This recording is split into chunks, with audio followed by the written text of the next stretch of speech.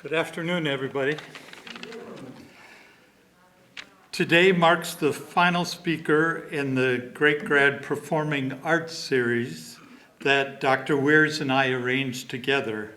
With the exception of Casey Smith, if Casey's ever able to work that out in his schedule. Casey, for those of you who don't know, was a graduate of Winton Woods, who now is the art director for Murders in the Building, and won an Emmy Award for Murders in the Building. Started out doing some artwork with at Playhouse in the Park and that sort of thing. Started at Winton Woods painting sets and has moved up so long since then. But obviously, he's a very busy person, as is Anne, but is trying to work it out with his schedule, and I guess we'll see if that's able to come to fruition. There are many more alumni who are equally worthy of recognition, and I've shared a 12-page list with Teresa for the future. For future programs. Even before Dr. Weir's passing, I had let him know that this month's speaker, with this month's speaker, it was my plan to step aside due to personal health considerations. For over 4 decades, along with many talented colleagues, I've been blessed with the opportunity to nurture and spotlight some of our community's extraordinary performing arts talent. I'm so proud of them and deeply grateful for all of you who've shared that pride in our brightest and best. With that, it's my great honor to welcome today's speaker, Anne Dickson Rogers, the Winton Woods class of 1992, and a cum laude graduate of Miami University in 1996. Anne has built an extraordinary 30-year career in the arts, beginning here in Cincinnati with the Symphony Orchestra as a librarian, and now serving as the Director of Artistic Administration for the Nashville Opera, a company known for world premieres, artistic excellence, and innovative programs like the HBCU Fellowship. Beyond her leadership in the arts, Anne is also a PATH-certified equine therapeutic instructor, using horses to teach support counseling, therapy, and healing. She has even worked in surgical technology at Vanderbilt Medical Center, bringing the same commitment to service and care. We're so proud to claim her as one of our own. Please join me in welcoming Anne Dickson Rogers.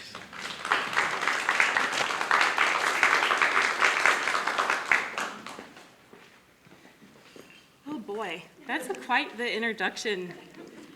All right, well, thank you for that, Mr. Bell, and it's wonderful to see all of you here, and thank you for spending the next several minutes with me today while I go through my journey from Forest Park to my career in the arts. So let's get started. I grew up in the D section, and my parents moved to Forest Park in 1972. They still live there today.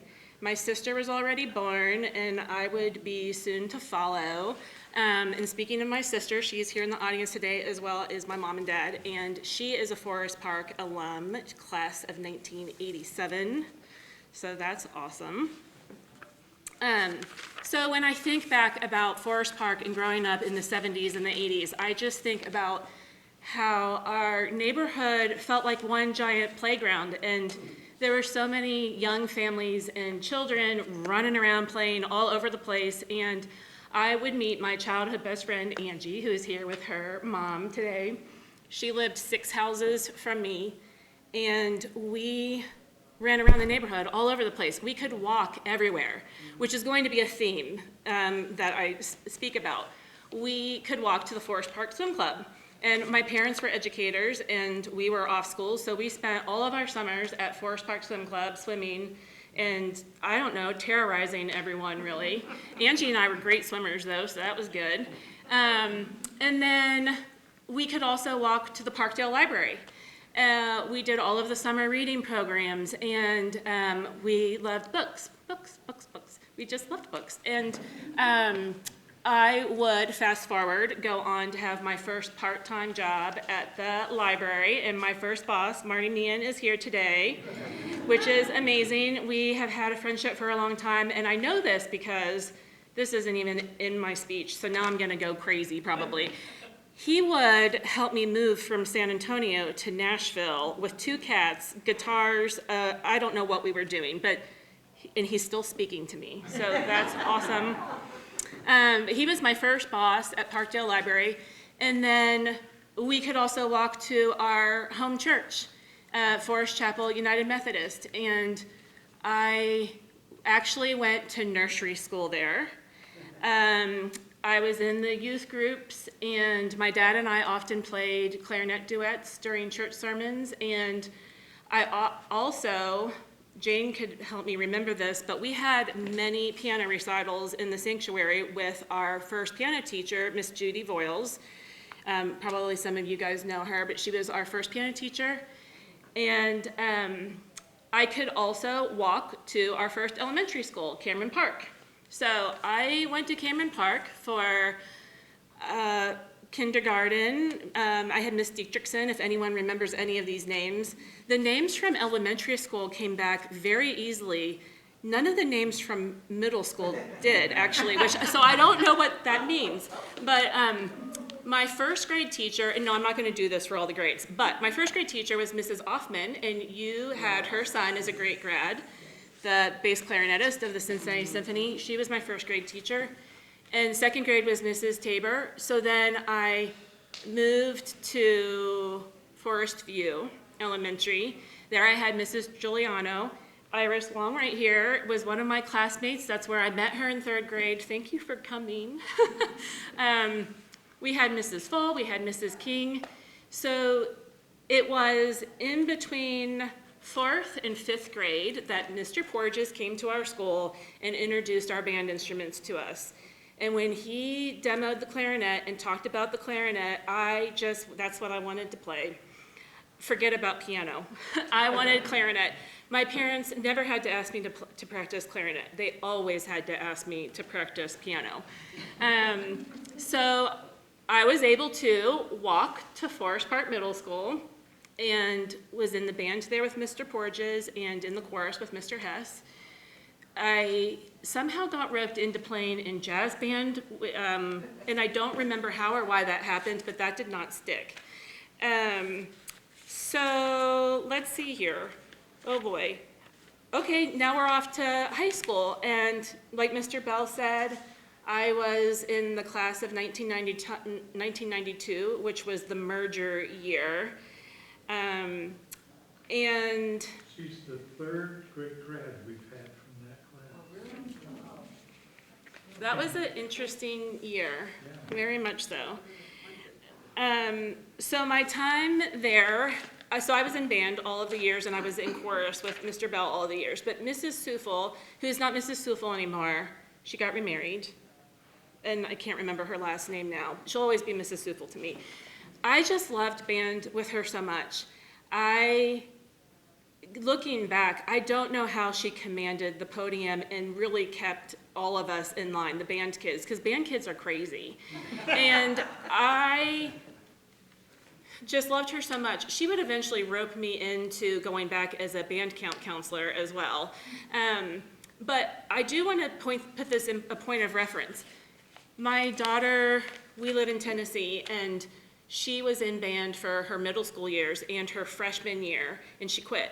And the primary reason why she quit is because, and I don't know if this is a Tennessee thing, if it's specific to our school district where we live, if it's a management thing, a scheduling thing, I don't know. My point is, they don't play together as a band.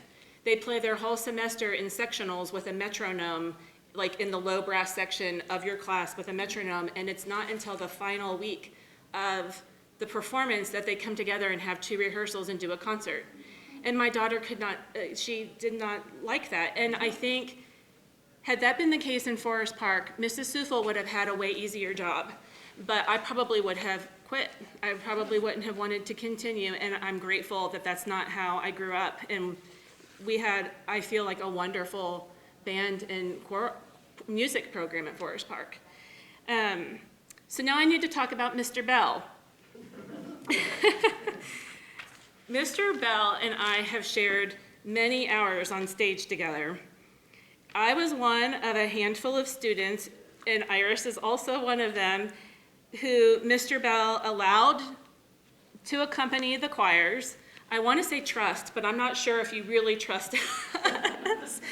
And I remember playing at music hall in the lobby, and I played for a couple of the graduations, and I mean, countless concerts. I also recall Iris and I sometimes squabbling over who was going to do the harder song, and I gave you the ones that always had sharps in it.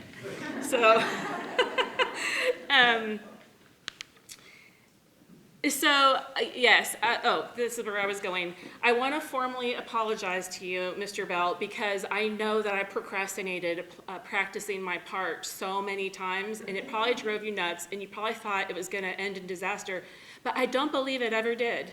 I feel like we always pulled it together somehow for the most part. And I remember you saying, "Are you ready to play with the choir yet?" And I go, "No, maybe tomorrow." But I also want to thank you.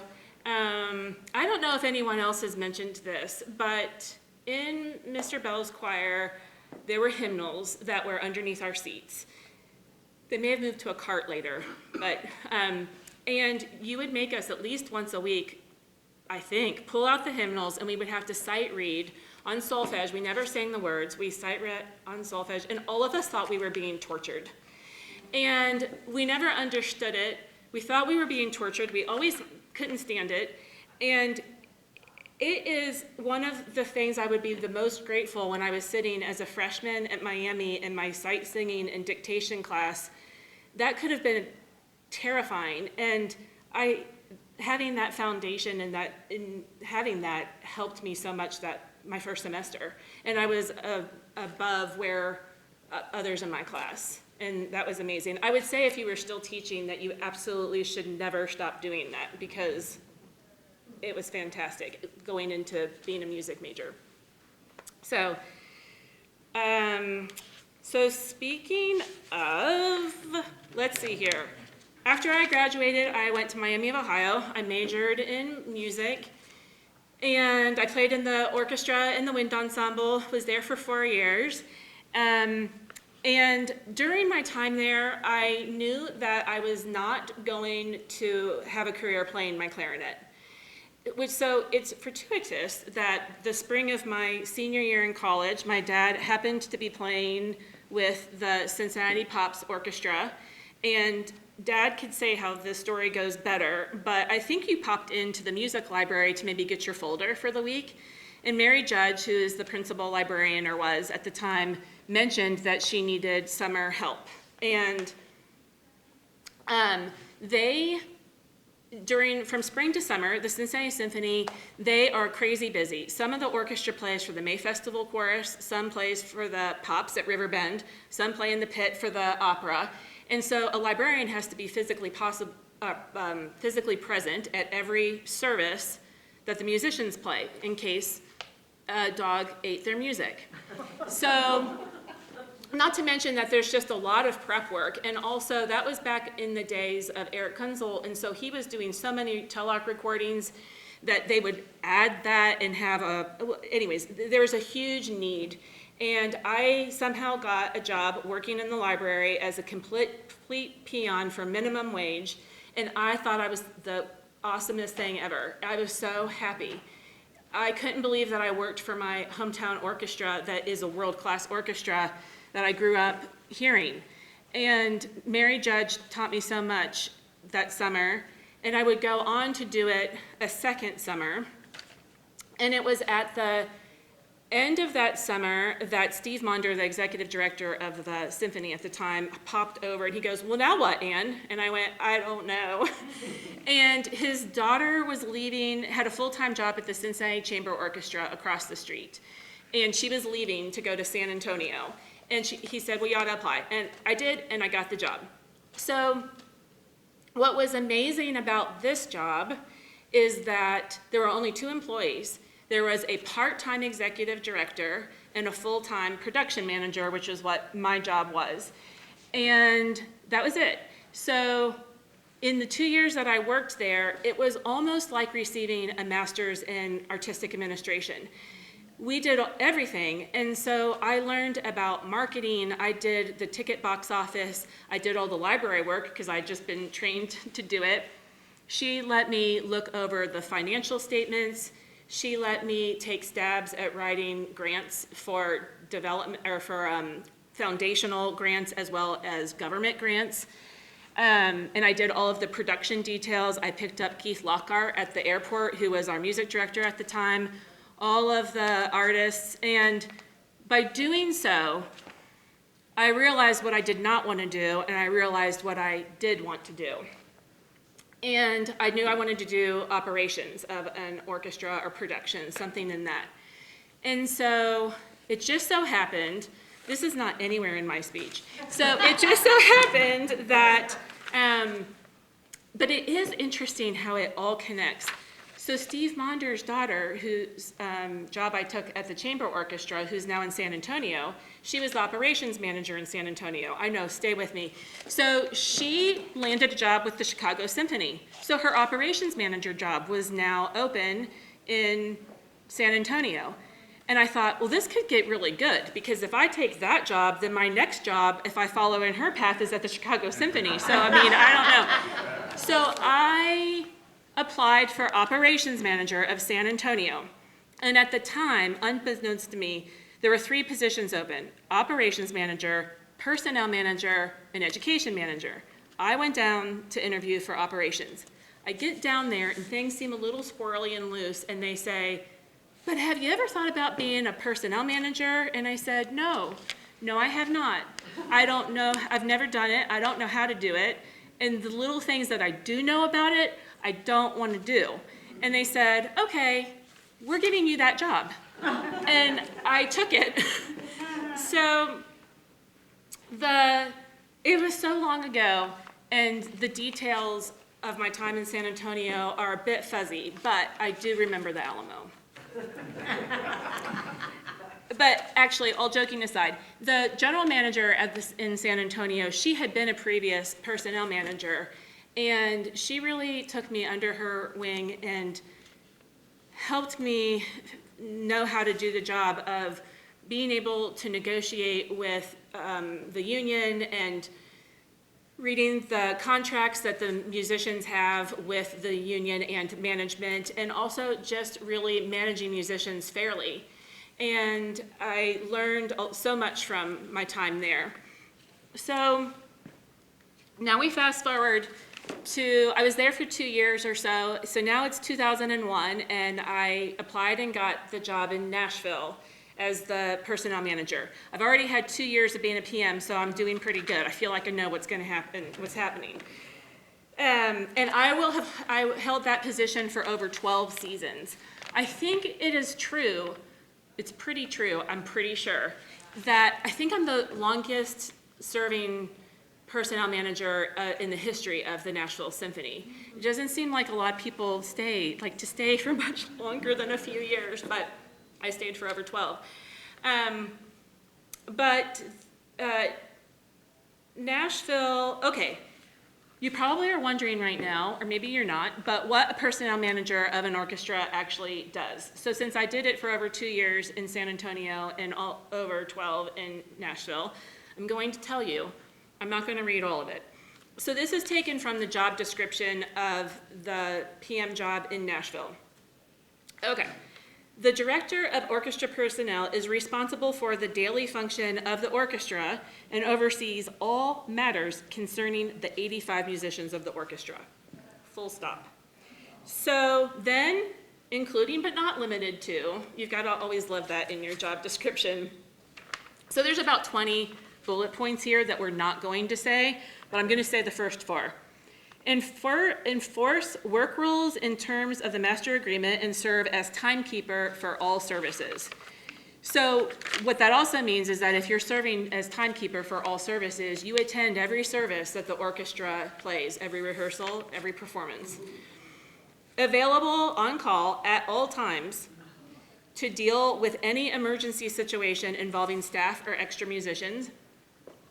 Act as a liaison between management and orchestra personnel, as well as between the music director, staff conductor, guest conductor, and orchestra personnel. Now this one is a super fun one. Mediate and manage concerns from players and seek adequate and appropriate solutions, documenting and investigating complaints or disputes between musicians. So, I just get tired thinking about all of that. But I did it for for so many years. But what was truly a gift to witness is that when I moved to Nashville in 2001, it was the beginning of such incredible growth for the actual organization. I would say that from 2000 to right before the pandemic, those 20 years of the Nashville Symphony's, their history was the most exciting.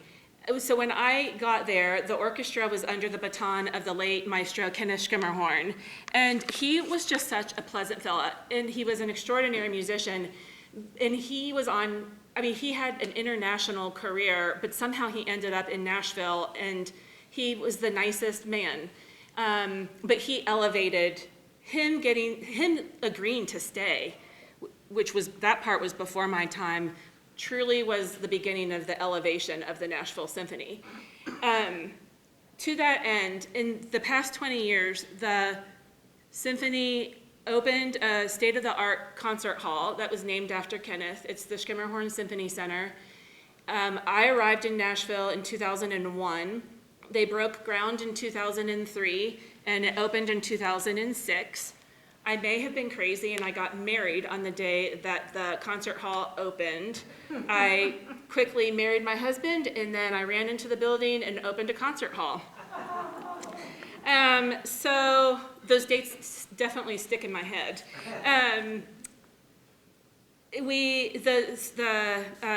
Kenneth was a huge proponent of American music, and so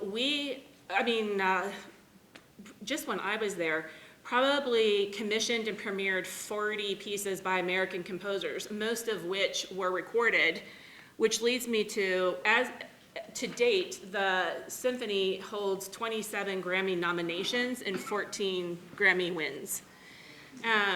I think the first 3 wins happened in 2007 after Kenneth had passed. Before the new music director came, Leonard Slacken was our advisor, and it was when he was on the podium. He is a stellar musician, and we couldn't have been also happy to have him lead us in that transition. Right before I came, the orchestra had gone to Carnegie Hall. They went back again when I was there, so that was super fun.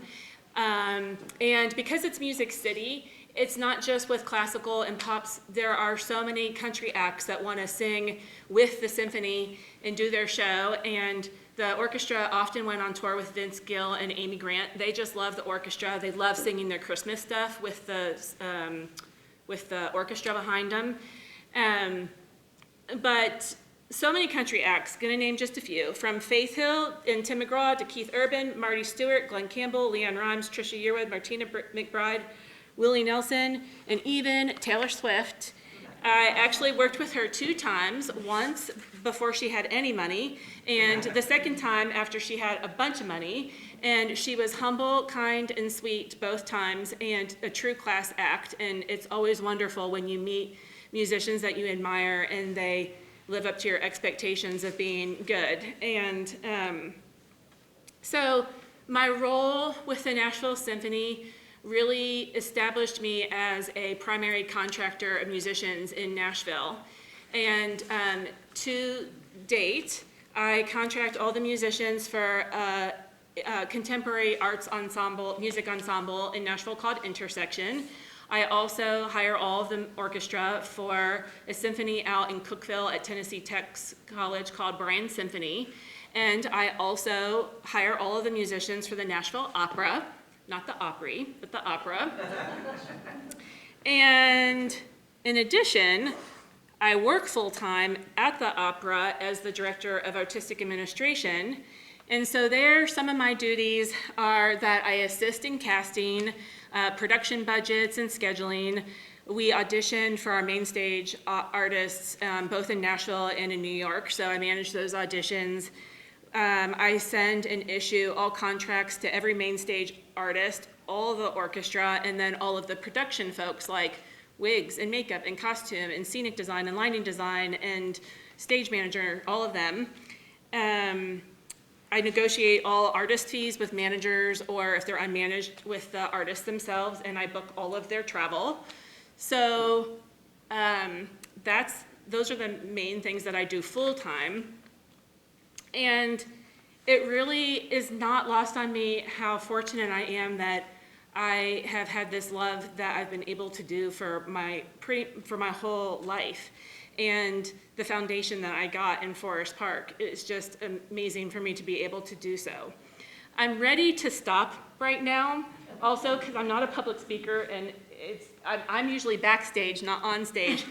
But Mr. Bell put in the announcement about my horse love, and my very first riding teacher is here, which is a big surprise. And I want to just briefly talk about it. I started horseback riding at Winton Woods Riding Center with Barb Cohen, and of course just fell in love with horses. I rode as much as I possibly could. And it was after I had gone to college, Barb said, "What are you doing this summer?" And I said, "I don't know, I need jobs because I need to pay for college." And so I said, well, I'm gonna waitress at Riley's. I'm gonna teach 5th grade clarinet students that Mrs. Sufel had funneled to me. And she said, well, we need a groom for the mounted patrol for the Hamilton County Park District. And so will you do it? And I said, yes. And that was some of my most fun times that I ever had with you. And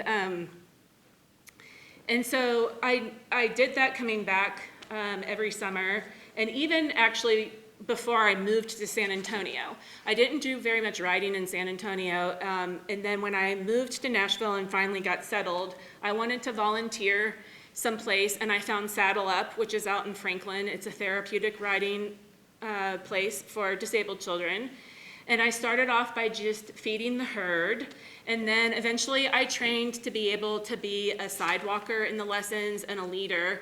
And one day the program director had pulled me aside and said, well, have you ever thought about getting certified to be a teacher? And I hadn't, but then she mentioned it, and then I thought I did want to, which I did. And it was really hard to get certified, many hours. And I am happy that I did it, and I teach, I've been teaching there since 2009, and I teach there every week, every Tuesday night. So, anyways, that is my story. Do you sleep? Yeah, well, there's that. I don't know. Yes. I do want to say this. Out of all of my many accomplishments, my biggest and favorite one is being the mother to my daughter, who is not here today. She is holding down the fort at the farm so that I could be here today. So yes, that's it for me.